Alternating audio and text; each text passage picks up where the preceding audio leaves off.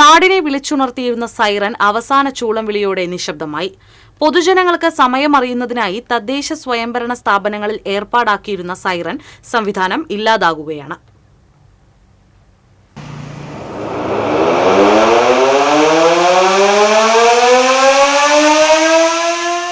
ഹൈക്കോടതിയുടെ ഉത്തരവ് പ്രകാരമാണ് സൈറൻ നിർത്തലാക്കുന്നത്. ബുധനാഴ്ച രാവിലെ 6 മണിക്ക് അവസാന ചൂളം വിളിയോടെ കൊടുങ്ങല്ലൂർ നഗരസഭയിലെ സൈറൻ പ്രവർത്തനം നിർത്തി. 1979 നഗരസഭ രൂപീകരിച്ചതു മുതൽ കൊടുങ്ങല്ലൂരിൽ സൈറൻ പ്രവർത്തിച്ചു വരുന്നുണ്ട്.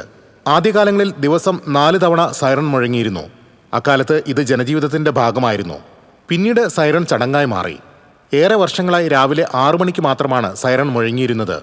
നൈറ്റ് വാച്ച്മാന്റെ ഡ്യൂട്ടി ചെയ്യുന്ന നഗരസഭാ കണ്ടിൻജൻസി ജീവനക്കാരനാണ് സൈറൻ മുഴക്കുന്നതിന്റെ ചുമതല. 1979 കൊടുങ്ങല്ലൂർ നഗരസഭ രൂപീകൃതമായ കാലം തുടങ്ങിയുള്ള നടപടിയാണിത്.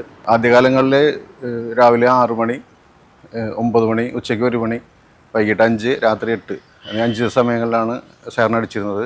ഈ അടുത്ത കാലത്തായിട്ട് രാവിലെ 6 മണിക്ക് മാത്രമേ അടിക്കാറുള്ളൂ.